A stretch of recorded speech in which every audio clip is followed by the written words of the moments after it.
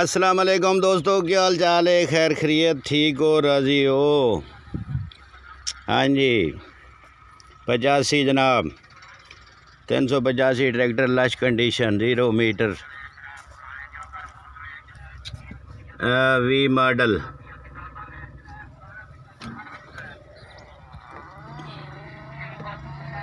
گھنٹے صرف 26 گھنٹے چلے جناب.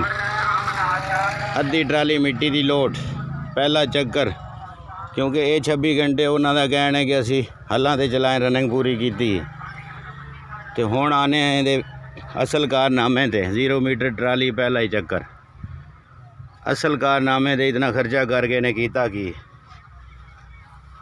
بڑیاں مضبوط ہوکاں لوائیاں کڑے والیاں بھی ٹریکٹر نو کچھ نہ ہوئے.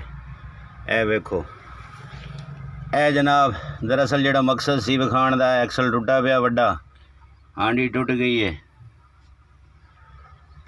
مڈگاڑ تباہ ہو گیا، ٹائر دے وچ مڈگاڑ کھب گیا.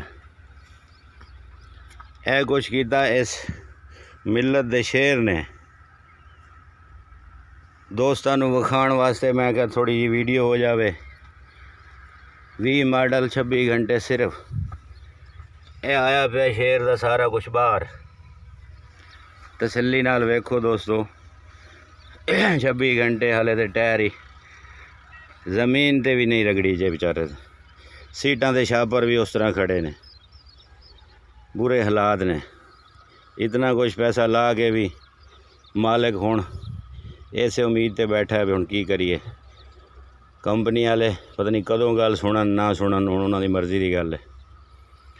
کیونکہ جیڑی مٹیریل دے رہے انہوں پتہ ہے ساڈا یہ کچھ ہونا، پیسے لے کے ہن بے پرواہ ہوئے بیٹھے نے. تے اسی کیا کوئی تھوڑا جا دوستاں نو دس دئیے. ملت 385. شکریہ دوستو، اندے نال اجازت.